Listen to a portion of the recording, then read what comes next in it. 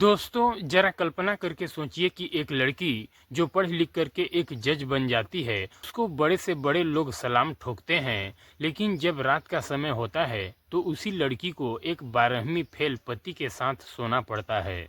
सोचो क्या सीन होगा, वो लड़की अपने मन में क्या सोच रही होगी। एक लड़की जिसकी मात्र 11 साल की उम्र में शादी कर दी जाती है, लेकिन वो लड़की जो है पढ़ने लिखने में काफ़ी ज़्यादा होशियार होती है।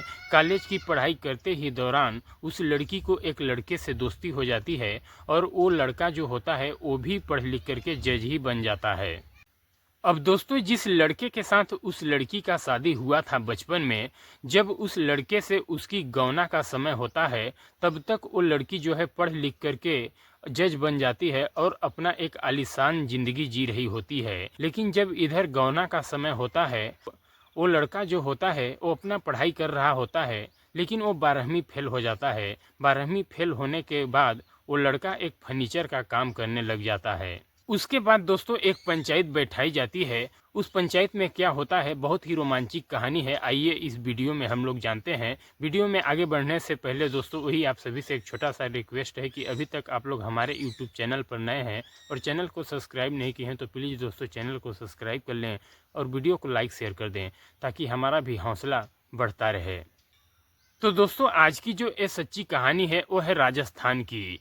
राजस्थान में एक गरीब परिवार में जन्मी हुई लड़की जिसका उम्र मात्र 11 साल होता है और उस लड़की का नाम अंजू होता है। दोस्तों यहाँ पर नाम जो है अंजू वो बदला हुआ है। दोस्तों इधर अंजू जो होती है वो कक्षा छठी में पढ़ रही होती है। पढ़ने लिखने में काफ़ी ज़्यादा तेज और होशियार होती है।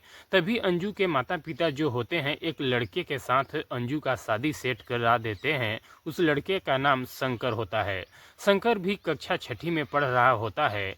लेकिन इधर ये लोग नाबालिग होते हैं, इसलिए 6-7 साल बाद उसके माता पिता सोचते हैं कि जब ये बालिग और जानने लायक हो जाएंगे तब इन दोनों का गौना करा दिया जाएगा। फिर इधर धीरे धीरे वो भी समय आता है कि इन दोनों का शादी करा दिया जाता है। शादी होने के बाद भी अंजू जो है अपना पढ़ाई कर रही होती है। वो कक्षा 10वीं करती है। 10वीं के बाद वो 12वीं भी पास कर जाती है। इन दोनों कक्षाओं में अंजू जो है 90% से ज़्यादा मार्क्स लाती है। उसके बाद इधर अंजू का उम्र भी लगभग 17-18 साल हो जाता है। गौना कराने का समय आ जाता है। वादे के मुताबिक अंजू के पिता और माता सोचते हैं कि अब अंजू का गौना करा देना चाहिए। लेकिन इधर अंजू जो होती है वो अपने माता पिता से कहती है कि अभी हमें पढ़ना है, मुझे और आगे बढ़ना है। लेकिन अंजू के माता पिता कहते हैं कि ठीक है, यदि तुम्हें पढ़ना है, तुम पढ़ना चाहती हो और पढ़ने में ठीक भी होशियार भी हो, तो इसके लिए तुम्हें तुम्हारे घर वालों से भी पूछना पड़ेगा, क्योंकि अब तुम्हारी शादी हो गई है, दूसरे की अमानत हो, इसलिए तुम्हारे घर वालों से भी राय लेना पड़ेगा। इसके बाद अंजू के माता पिता जो होते हैं वो शंकर के माता पिता से बात करते हैं कि आप लोगों की बहू जो है आगे पढ़ना चाहती है, तो आप लोगों का क्या राय है। इस पर शंकर के माता पिता कहते हैं कि कोई बात नहीं है, हमारा बेटा जो है वो तो नालायक है, लेकिन बहू पढ़ना चाहती है तो पढ़ लिख करके वो कुछ बन जाएगी तो बहुत अच्छी बात है। इधर शंकर जो था तब तक 10वीं क्लास में ही था, क्योंकि एक आध साल वो फेल कर गया था, इसलिए वो 10वीं में ही पढ़ रहा होता है। लेकिन उधर अंजू जो थी वो अपना अब एडमिशन कराने के लिए वो जयपुर चली जाती है एलएलबी में। अंजू का टोटल 5 साल का कोर्स होता है दोस्तों। फिर अंजू जो है एडमिशन लेकर के कॉलेज में वो अपने पढ़ाई में लग जाती है। लेकिन इधर शंकर जो होता है 3-4 साल में किसी तरह से 12वीं में जाता है, लेकिन वो 12वीं को भी क्लियर नहीं कर पाता है, वो 12वीं में ही फेल हो जाता है। अब इधर शंकर के पिताजी जो होते हैं उनका फर्नीचर का काम होता है, तो शंकर जो है अपना पढ़ाई छोड़ करके वो अपने पिताजी के साथ फर्नीचर का काम करने लगता है। और इधर शंकर का एक छोटा भाई होता है, उसका भी वो लोग शादी कर देते हैं। अब इधर ये होता है कि इसकी दुल्हन की पढ़ाई कब पूरी होगी, पता नहीं कब वो आएगी, इसलिए उसके छोटे भाई की शादी तय कर दी जाती है और उसकी शादी भी कर दी जाती है। इधर अंजू जो थी जब वो अपने एलएलबी की पढ़ाई कर रही होती है तो बहुत मेहनत और लगन के साथ करती है। जब वो अपना पढ़ाई करने के लिए जाया करती थी तो उसी कॉलेज में एक लड़के से अक्सर उसका मुलाकात हो जाया करता था। वो भी लड़का उसी कॉलेज में रह करके लॉ की ही पढ़ाई कर रहा होता है। उसका नाम कुमार सिंह होता है। दोनों की मुलाकात अक्सर रात के 9 बजे के आसपास हुआ करती थी, क्योंकि दोनों अपने अपने कमरे से रात के ही समय में निकलते थे सामान लेने के लिए। सब्जी वगैरह और किराना सामान जो भी उन लोगों को लेना था तो वो रात में ही जाया करते थे, इसलिए उन दोनों का मुलाकात भी हो जाता था। इधर जब एक दिन कुमार सिंह का अंजू से मुलाकात होता है तो कुमार सिंह पूछता है अंजू से कि तुम रात के ही समय में क्यों आती हो सब्जी वगैरह लेने के लिए, और जो लड़कियां हॉस्टल की होती हैं वो 5-6 बजे ही आती हैं और अपना सामान लेकर के चली जाती हैं। इस पर अंजू जो है कुमार सिंह से कहती है कि हम 9 बजे के आसपास इसलिए आते हैं कि ज़्यादातर दुकान वाले जो होते हैं वो अपना दुकान बंद करते हैं, तो सब्जियां जो है हमें कुछ सस्ते दाम में ही दे देते हैं, जो 10 की होती है वो 5 में ही मिल जाती है। लेकिन इस पर अंजू कुमार सिंह से ये भी कहती है कि मैं आपको भी तो देखती हूँ कि आप भी 9 बजे के आसपास आते हैं, तो आप क्यों आते हैं इतने समय। इस पर कुमार सिंह अंजू से कहता है कि मेरे काफ़ी ज़्यादा दोस्त हैं, वो 5-6-7 बजे के आसपास घूमने के लिए आते हैं, इसलिए हम 6-7 बजे नहीं आते हैं, क्योंकि उनसे हमारी मुलाकात हो जाती है तो वो काफ़ी ज़्यादा समय लगा देते हैं, इसलिए हम 9 बजे के आसपास आते हैं और अपना 2-4-10 मिनट में सामान लेकर के वापस चले जाते हैं, जिससे हमारा काफ़ी ज़्यादा समय बचता है।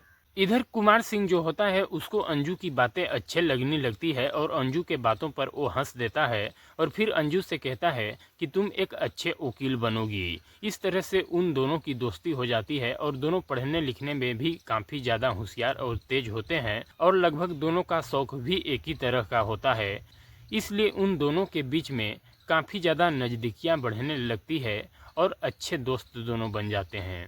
इसके बाद वो दोनों जो है अब अक्सर 9 बजे के आसपास ही आया करते थे सब्जी वगैरह लेने के लिए।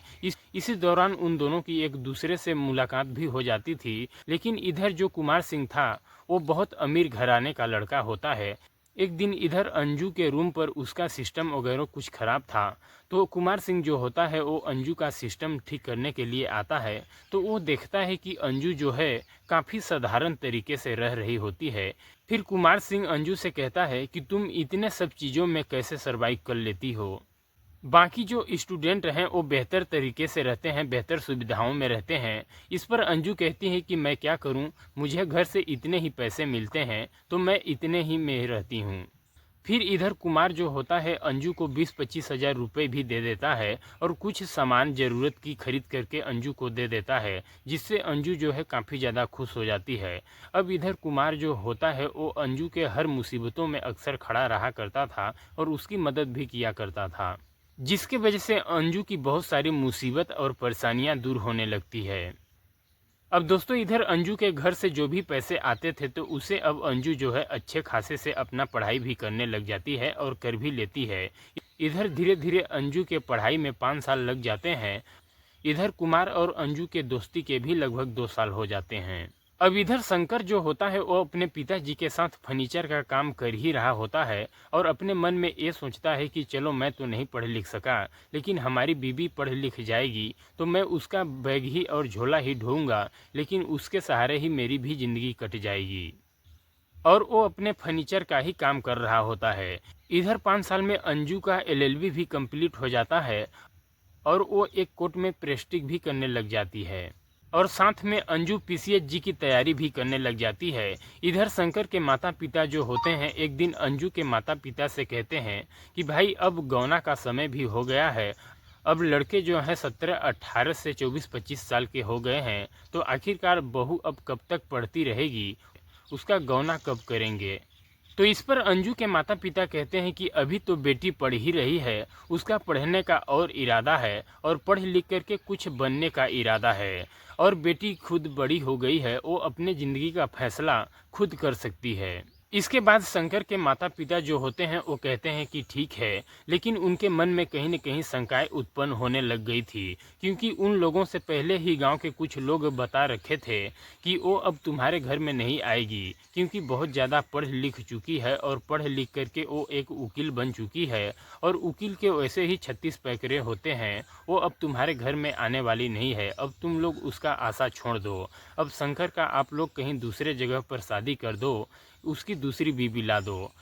वैसे भी आप लोग अपने छोटे बेटे का शादी कर चुके हो और उसका गौना भी आ चुका है और उसको एक बेटा भी हो चुका है। लेकिन इस बात पर शंकर के पिताजी कहते हैं कि मैं अपने बेटे शंकर का शादी कैसे दूसरे जगह पे कर दूं। शायद बहू अभी तक पढ़ लिख रही है, पढ़ लिख जाने के बाद शायद कुछ मैसेज आएगा, इसके बाद हम गमना के लिए प्रस्ताव लेकर के जाएंगे। पहले हम अपने बेटे का शादी कर देंगे तो वो लोग भी कहेंगे कि हमसे बगैर पूछे आप लोग शादी कर दिए। इसलिए उधर से कुछ हाँ या ना का जवाब जब तक नहीं आएगा, जब तक हम अपने बेटे शंकर का शादी दूसरी जगह कैसे कर सकते हैं। इधर कुमार और अंजू की बीच की नज़दीकियाँ जो है बहुत ज़्यादा आगे बढ़ चुकी थी। कुमार जो होता है मन ही मन अंजू को पसंद करने लग गया था और उससे बहुत ज़्यादा प्यार भी करने लग गया था। एक दिन कुमार ने सोचा कि चलो अपने प्यार का इजहार अंजू से कर ही देते हैं, क्योंकि वो अंजू को बहुत अच्छे तरह से जान रहा था। जब से 3-4 साल से अंजू से वो मिला है, तब से अंजू के बारे में वो पूरी तरह से जान चुका था और मन में सोच लिया था कि अंजू बहुत अच्छी लड़की है। इसलिए वो अपने प्यार का इजहार अंजू से करने के लिए मन ही मन सोच लेता है। फिर दोस्तों इधर एक दिन कुमार सिंह का जन्मदिन होता है, तो वो सोचता है कि इस जन्मदिन में हम अंजू को भी इनवाइट करेंगे और उसे अपने पार्टी में शामिल कर लेंगे। फिर वो अंजू को इनवाइट करता है और कहता है कि हमारे जन्मदिन में तुम्हें ज़रूर आना होगा। फिर अंजू कहती है कुमार सिंह से कि ठीक है, मैं आपके जन्मदिन में ज़रूर आऊँगी। मुझे एक गरीब को आप लोग अपने लायक समझा, मैं ज़रूर आपके यहाँ आऊँगी। फिर अंजू जो होती है शाम के वक्त कुमार सिंह से एक रेस्टोरेंट में जाकर के मिलती है। इधर जब रेस्टोरेंट में अंजू कुमार सिंह से मिलती है तो वो कहती है कि ये तो एक प्राइवेट जगह है, यहाँ पर हमारे और तुम्हारे सिवा दूसरा कोई नहीं है। तो कुमार सिंह भी अंजू से कहता है कि ये हमारे और तुम्हारे लिए ही जगह बना है, यहाँ पर हमारे और तुम्हारे के अलावा कोई दूसरा नहीं होना चाहिए। इस बात पर अंजू जो है मुस्कुरा देती है। वहाँ पर कुमार सिंह जो है बहुत सारे चीज़ों को लाया था खाने पीने के लिए, तो वो अंजू से कहता है कि मैं तुम्हें बहुत ज़्यादा पसंद करता हूँ। लेकिन अंजू जो है कुमार सिंह के बातों को कुछ समझ नहीं पाती है। फिर कुमार सिंह जो होता है वो अंजू से कहता है कि दरअसल मैं तुमसे एक बात कहना चाहता हूँ। इस पर अंजू कहती है कि क्या बात कहना चाहते हो, आप बेझिझक हमसे कह सकते हो। फिर कुमार सिंह अंजू से कहता है कि हम दोनों एक बहुत अच्छे खासे दोस्त हैं और एक दूसरे को बहुत अच्छे से जानते हैं। क्यों न हम लोग इस रिश्ते को और आगे बढ़ाया जाए और इस रिश्ते को एक नया नाम दिया जाए। मैं तुमसे बहुत प्यार करता हूँ और मैं तुमसे शादी करना चाहता हूँ। दोस्तों इतना बात सुन कर के अंजू के आंखों में आंसू आ जाता है। फिर अंजू जो होती है वो कुमार सिंह का हाथ पकड़ लेती है और रोते हुए कहती है कि मुझे माफ़ करना कुमार, मैं तुमसे प्यार नहीं करती और न ही तुमसे प्यार कर पाती, क्योंकि हमारी स्थिति ही ऐसी है कि मैं तुम्हारे से प्यार कभी नहीं कर सकती हूँ। फिर इस बात पर कुमार जो होता है वो अंजू से कहता है कि क्यों तुम मुझसे प्यार नहीं कर सकती हो, क्या मैं तुम्हारे लायक नहीं हूँ कि मैं अच्छा नहीं हूँ। अंजू कहती है कि काश हम तुमसे प्यार कर पाते और तुम्हें हाँ में जवाब दे पाती। तुम्हें नहीं पता है कि हमारी शादी हो चुकी है और मैं शादीशुदा हूँ। अब दोस्तों इधर कुमार जो होता है अंजू के इतना बात सुन करके वो हक्का बक्का हो जाता है और अंजू से कहता है कि कब तुम्हारी शादी हुई, तुमने हमें बताया नहीं। इस पर अंजू कुमार से कहती है कि हम तुम्हें कैसे बता पाती, हमारी शादी जो है 11 साल की उम्र में हो चुकी है। आज हमारे शादी को लगभग 18 साल हो चुके हैं। मैं तुम्हें कैसे बता पाती, लेकिन हम अपने मन में सोच रहे थे कि हम अपने शादी के बारे में तुम्हारे से बता दूं, जिसके वजह से तुम्हारे मन में यदि कुछ हो हमारे प्रति तो वो तुम अपने मन में न सोच सको। इधर कुमार के भी आंखों में आंसू आ जाता है और अंजू जो होती है उसके भी आंखों में आंसू रहता ही है। फिलहाल दोनों गम में डूब जाते हैं। फिर वो दोनों वहाँ से एक दूसरे से अलग हो जाते हैं और अपने अपने रूम पर चले आते हैं। फिलहाल दोनों का 10-15 दिन तक बातचीत नहीं होता है एक दूसरे से। इधर धीरे धीरे जैसे ही कुछ दिनों का समय गुजरता है तो आखिरकार दोनों का मुलाकात होता है और फिर दोनों एक दूसरे से बातचीत करने लगते हैं। तो अंजू कहती है कुमार सिंह से कि क्या हम दोनों की शादी नहीं हो सकती है, तो क्या दोनों एक दूसरे से दोस्त की तरह रह कर के बातें नहीं कर सकते हैं। फिर दोनों एक दूसरे से दोस्त की तरह ही रहने लगते हैं। फिर कुमार सिंह अंजू से कहता है कि यदि भगवान ने चाहा तो हम दोनों एक दूसरे से मिल सकते हैं। दोनों पीसीएसजी की तैयारी कर रहे होते हैं। इधर फिर दोनों का एग्ज़ाम होता है और एग्ज़ाम जब दोनों क्लियर करते हैं तो वो दोनों पास हो जाते हैं और दोनों अंजू और कुमार सिंह जज बन जाते हैं। इधर जब अंजू के माता पिता को मालूम चलता है कि उनकी बेटी अंजू जज बन चुकी है तो अंजू के माता पिता के घर में बहुत सारी खुशियां आ जाती है और उनके माता पिता मिठाइयां गांव में बंटवाने लगते हैं। लेकिन जब इधर अंजू के ससुराल वालों को पता चलता है तो वो लोग भी खुशी मनाते हैं, लेकिन खुशी के साथ साथ उनको शंका भी होने लगती है अब और ज़्यादा। लेकिन इधर शंकर की माँ शंकर के पिता से कहती हैं कि आप मिठाई क्यों बांट रहे हो, वो आपकी बहू आपके घर में आने वाली नहीं है, वो अब जज बन चुकी है। लेकिन इधर शंकर के पिता कहते हैं कि भले वो हमारे घर में नहीं आएगी लेकिन अभी तो वो हमारे घर की ही बहू है, इसलिए हम बांट रहे हैं मिठाइयाँ। लेकिन गांव के कुछ लोग जो होते हैं वो शंकर के पिता से कहते हैं तुम गांव में मिठाइयाँ मत बांटो, उसके घर पर जाओ तो वहाँ जाने के बाद तुमको कुछ आइडिया भी मिल जाएगी। अब उसके माता पिता उसकी विदाई करेंगे शंकर के साथ कि नहीं करेंगे। शंकर के पिताजी कहते हैं कि आप लोगों की बात भी ठीक है। फिर शंकर के पिताजी एक जीप बुक करते हैं और जीप में 20-25 किलो मिठाइयाँ पैक करा करके रखते हैं और गांव से 4-5 लोगों को लेकर के अंजू के घर पर चले जाते हैं।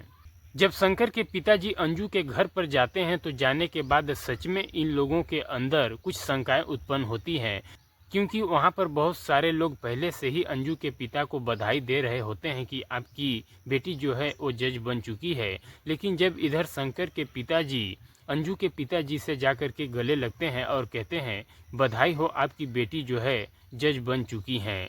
लेकिन इधर शंकर के पिता के मन में ये था कि अंजू के पिताजी कहेंगे कि बधाई हो, आपकी बहू भी तो है वो, लेकिन ऐसा वो कुछ नहीं कहते हैं। इसके वजह से शंकर के पिता के मन में शंका और ज़्यादा बढ़ जाती है। वो लोग 1-2 घंटे पर वहाँ पर रहते हैं लेकिन उन लोगों से कोई अच्छे से बर्ताव नहीं करता है, इसलिए 2 घंटे बाद वो लोग वहाँ से वापस अपने घर आ जाते हैं। इधर अपने घर आने के बाद शंकर की माँ जो होती हैं शंकर के पिता से पूछती हैं कि कैसे क्या हुआ। फिर शंकर के पिता कहते हैं शंकर के माँ से कि जो तुम कह रही थी और अपने मन में सोच रही थी ठीक वैसा ही हुआ। फिर इधर पीसीएचजी कंप्लीट होने के बाद वो जज का ट्रेनिंग देने के लिए जाती है और जज का ट्रेनिंग देने के बाद वो अपने जज की नौकरी पर तैनात हो जाती है। इधर कुमार जो होता है वो भी अपना ट्रेनिंग कंप्लीट करने के बाद वो भी जज बन जाता है। अब इधर धीरे धीरे इन लोगों को नौकरी करते हुए 1 साल का समय गुजर जाता है। इस दौरान एक दिन शंकर की माँ जो है शंकर के पिता पर काफ़ी ज़्यादा नाराज़ हो जाती हैं और कहती हैं कि तुम अभी भी उस लड़की का इंतज़ार कर रहे हो। मेरा बेटा जो है ऐसे ही रह जाएगा बिना बाल बच्चे के। इसके छोटे भाई के 2 बच्चे हो चुके हैं। इसके उम्र के जितने भी लड़के हैं सभी लोग इसको चिढ़ाते हैं और क्यों इसकी ज़िंदगी बर्बाद कर रहे हो। दिन भर गुमसुम सा रहता है, लकड़ियाँ ठोकते रहता है और कहीं दूसरे जगह लड़की देख करके इसकी शादी कर दो। इसकी ज़िंदगी बर्बाद हो जा रही है। कब तक वहाँ का इंतज़ार करोगे, वहाँ से जवाब मिले या न मिले, इसकी शादी कर दो दूसरे जगह। इसके बाद शंकर के पिताजी जो होते हैं वो कहते हैं कि तुम ठीक कह रहे हो।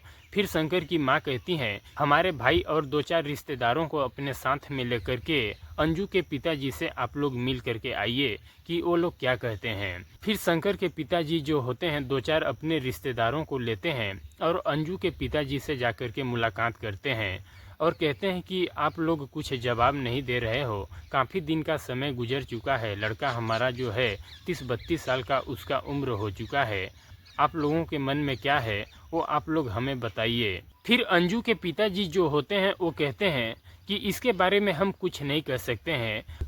हमारी जो लड़की अंजू है वो खुद समझदार और होशियार हो चुकी है, वो दूसरों की ज़िंदगी का फैसला सुनाती है, तो वो अपने ज़िंदगी का फैसला खुद करेगी कि उसको आपके घर जाना है या दूसरे के घर जाना है। इस पर मैं कुछ नहीं कह सकता हूँ। लेकिन इधर अंजू के माँ को ये सब चीज़ों के बारे में मालूम था कि अंजू का कोई दोस्त भी है जिसका नाम कुमार है, क्योंकि अंजू जब अपना पढ़ाई करने के लिए गई थी तो अंजू की माँ ने अंजू को बहुत सारे चीज़ें समझा करके भेजी थी कि देखो बेटा, किसी से तुम प्यार मत करना क्योंकि तुम्हारी शादी हो चुकी थी। लेकिन अंजू जो है अपने माँ को सब चीज़ बता रखा था कि माँ, हमारा एक दोस्त है जिसका नाम कुमार है, उसी की वजह से हम वहाँ पर रह रही हूँ और उसी के वजह से पढ़ाई कर रही हूँ। वो हमारा बहुत सारा हेल्प और मदद करता है। तो इन सब चीज़ों के बारे में अंजू के माता पिता को पहले से मालूम था, इसलिए वो शंकर के माता पिता को सीधा जवाब दे देते हैं कि उसके ज़िंदगी के बारे में हम लोग कुछ नहीं कह सकते हैं, वो अपने ज़िंदगी का फैसला खुद लेगी। लेकिन इधर शंकर के पिताजी जो होते हैं वो अंजू के पिताजी से कहते हैं कि हमें तो जवाब आप ही से चाहिए, आप ही हमें जवाब देंगे। आप अपने बेटी से पूछ करके बताइए कि वो क्या करना चाहती है और क्या नहीं करना चाहती है। इस पर अंजू के पिताजी कहते हैं कि ठीक है, हम अपने बेटी से पूछ करके आप लोगों को बताएंगे। फिर शंकर के पिताजी वहाँ से अपने घर चले आते हैं। एक दिन अंजू के पिताजी अंजू से फ़ोन करते हैं तो कहते हैं कि बेटा, शंकर के पिताजी आए थे जवाब लेने के लिए, गौना के लिए, तो तुम इस पर क्या जवाब देना चाहती हो? हाँ भी कह सकती हो, ना भी कह सकती हो, वो दोनों के लिए तैयार हैं। पंचायत बैठवा करके इसका फैसला कर लेते हैं। इस पर अंजू कहती है कि पिताजी, बहुत पंचायत और भीड़ जुटाने की ज़रूरत नहीं है। आप एक काम करिए, शंकर के माता पिता को बुला लेना और फिर वहीं पर उसका फैसला हो जाएगा। इधर शंकर के माता पिता को एक सुनसान जगह पर बुलाया जाता है और अंजू जो होती है वो वहाँ जाने से पहले कुमार को बता रखी थी कि देखो, आज हमारी ज़िंदगी का आखिरी फैसला है, इसलिए हमें उन लोगों से जा कर के मिलना होगा। लेकिन अंजू के बात पर इधर कुमार जो होता है वो अंजू से कहता है कि मुझे पूरा विश्वास है और उम्मीद है कि हम तुम्हारे लायक है और तुम हमारे से ही आकर के मिलोगी और हमारे साथ ही अपना ज़िंदगी बिताओगी। इस पर अंजू जो है कुमार को कुछ जवाब नहीं देती है। दोस्तों, इधर वो दिन भी आ जाता है जिस दिन इन दोनों का फैसला होता है। फिर शंकर के माता पिता और शंकर को बुलाया जाता है और अकेले एक कमरे में अंजू को बैठा दिया जाता है और उसी कमरे में शंकर को भी भेजा जाता है। लेकिन इधर शंकर जो होता है वो अंजू के सामने कांप रहा होता है, एकदम नर्वस तो हो जाता है। इधर शंकर जो होता है वो अंजू का जा कर के पैर छूने लगता है, लेकिन अंजू जो है वो पीछे हट जाती है। फिर अंजू कहती है कि ये आप क्या कर रहे हो? फिर शंकर कहता है कि आप जज हो, इसलिए हम आपका पैर छूना चाहते हैं। लेकिन अंजू कहती है कि आपके लिए मैं जज नहीं हूँ। फिर शंकर कहता है कि मैं पढ़े लिखे लोगों का बहुत आदर सम्मान करता हूँ। फिर अंजू शंकर से कहती है कि आप क्या बात कहना चाहते हैं, अपनी बात कहिए। फिर इस पर शंकर अंजू से कहता है कि मैं यही चाहता हूँ कि आप जहाँ पर रहिए, खुश रहिए और अच्छे से रहिए।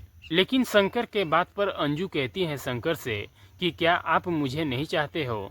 तो शंकर कहता है कि हमारी हिम्मत कहाँ है कि आपको मैं इस तरह से कह सकूं, आप बहुत बड़ी हैं और पढ़ी लिखी हैं। फिर अंजू कहती है शंकर से कि आप क्यों डर रहे हैं, आपसे हमारी शादी हुई है और आज शादी के 20 साल हो चुके हैं, तो आप तो हमारे साथ कुछ भी कह सकते हैं। लेकिन इधर शंकर जो होता है वो अंजू से कहता है कि आप बहुत ज़्यादा पढ़ी लिखी हैं, पढ़ लिख करके न जाने कहाँ से कहाँ पहुँच चुकी हैं और आपको दिन भर लोग सलाम ठोकते हैं और मैं कहाँ, मैं लक्कड़ में दिन भर कीले ठोकता हूँ, तो मेरी तो आपके सामने कुछ भी औकात नहीं है। फिर अंजू कहती है कि ऐसी कोई बात नहीं है, ये सब ऊपर वाले के हाथ में होता है, ऊपर वाले न जाने किसको कहाँ पहुँचा सकता है। लेकिन इधर अंजू शंकर से कहती है कि चलिए, मैं आपके घर नहीं जाती हूँ, मैं आपको नाम में जवाब देती हूँ, तो आप क्या करेंगे? इस पर शंकर कहता है कि कुछ नहीं, मुझे कुछ नहीं होगा, आप बस खुश रहें, मैं यही चाहता हूँ। लेकिन अंजू कहती है कि क्या आपको ज़रा सा भी दुख नहीं होगा? फिर शंकर कहता है कि दुख तो मुझे बहुत होगा, क्योंकि मैं भी 20 साल तक आपका ही इंतज़ार किया हूँ। फिर इधर अंजू जो होती है शंकर से कहती है कि यदि मैं आपसे ये कहूँ कि मैं आपके घर में चलूँगी आपके पत्नी बन कर के, वैसे मैं आपकी पत्नी तो मैं खुद हूँ, तो आपको कैसा लगेगा? अंजू के इस बात पर शंकर जो होता है काफ़ी ज़्यादा फुट फुट करके रोने लगता है। शंकर अंजू से कहता है कि यदि ऐसा होता है तो मैं अपने आप को दुनिया का खुशनसीब पति समझूंगा। फिर अंजू जो होती है वो शंकर को संभालने लगती है और उसे चुप कराती है और कहती है कि आपके घर ही मैं चलूँगी। फिर दोस्तों, ये बातें बाहर आती है और इस तरह का बात सुन करके बाहर के लोग जो हैं काफ़ी ज़्यादा झूमने लगते हैं और खुशियाँ मनाते हैं। इधर अंजू के माता पिता को ये उम्मीदें नहीं थी कि उनकी बेटी अंजू जो है वो शंकर के घर जाने वाली है। उनको तो यही था कि बेटी हमारी ना करेगी, लेकिन दोस्तों वो जो है शंकर के घर जाने के लिए तैयार हो जाती है। फिर दोस्तों इधर सभी लोग अपने अपने घर चले जाते हैं। अगले दिन जब इधर अंजू अपने ड्यूटी पर जाती है तो वो कुमार से मुलाकात करती है। अंजू जो है कुमार के हाथों को अपने हाथ पर लेकर के कही कि कुमार मुझे माफ़ करना, हम लोग जिस पद पर हैं, जिस पद से हम लोग फैसला सुनाते हैं, हमारे ज़िंदगी में जो सही फैसला सुनाना था आज हम वही सही फैसला सुना करके आई। मुझे माफ़ करना, हम इस जन्म में आपकी तो नहीं हो सकी, पर तुम दुनिया के बहुत अच्छे इंसान हो। फिर दोनों के आंखों में आंसू आ जाता है दोस्तों। फिर वो दोनों एक दूसरे से जुदा होते हैं और अब इन दोनों के ज़िंदगी के लगभग 15 साल बीत चुके हैं। अब दोनों के दो दो बड़े बड़े बच्चे हो चुके हैं। आज भी अंजू जो है कुमार के उन एहसानों को नहीं भूल चुकी है। तो दोस्तों जो भी परिस्थिति होती है बहुत ही अजीबी गरीबी होती है। तो दोस्तों ये रही कहानी, आप लोगों को कैसी लगी आप लोग अपना राय कमेंट बॉक्स में ज़रूर दीजिएगा। और दोस्तों मिलते हैं अगले दिन एक और सच्ची कहानी सच्ची घटना के साथ। तब तक के लिए जय हिंद जय भारत।